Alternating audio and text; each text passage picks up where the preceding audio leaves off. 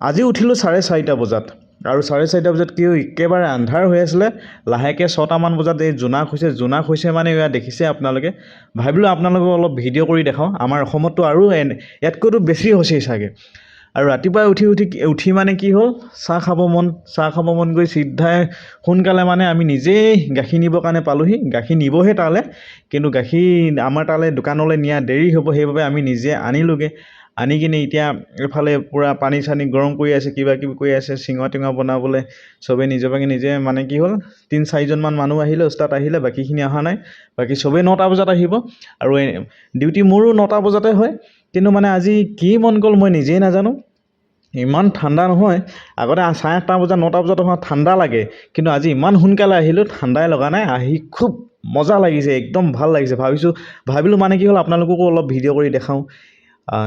ৰাতিপুৱা মানে ক'বলৈ ভাষাই নাই। আজি ৰাতিপুৱা আহি ইমান ভাল লাগিলে।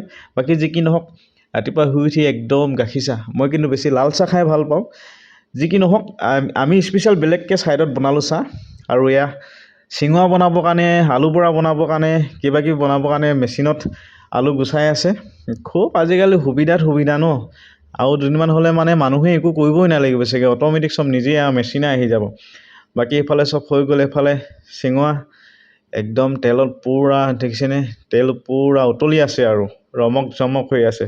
বাকী সেইফালে চিঙৰা বনাই হৈ গ'ল। এফালে আকৌ একদম বেড বৰা বনাই আছে। বেড বৰাটো মই একদম খাই ভাল নালাগে বাৰু, অকল মই চিঙৰা খাওঁ ইয়াত। আজি 1-1.5 বছৰমান হ'ল চিঙৰাই খাওঁ, আজিলৈকে আমনি লগাই নাই। বাকী এইফালে হৈছে পোহা। এফালে কি হ'ল, ডালিম দিছে, ডালিম ধনিয়া পাতে একদম নেখালেও মানে খাং লগাই। সেইফালে কচৰি সেইফালে এইটো একদম জ্বলি থাকিলে আৰু।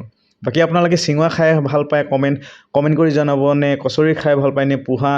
এফালে পোহা চিঙৰা কিবা কিবি, তাৰ লগতে আছে একদম ফ্ৰাই কৰা মিৰ্চি, ফ্ৰাই কৰি থৈ দিয়া জলকীয়া। ভিডিঅ'টো চাই আজি কেনেকুৱা লাগিলে আপোনালোকে কমেণ্ট কৰি জনাব।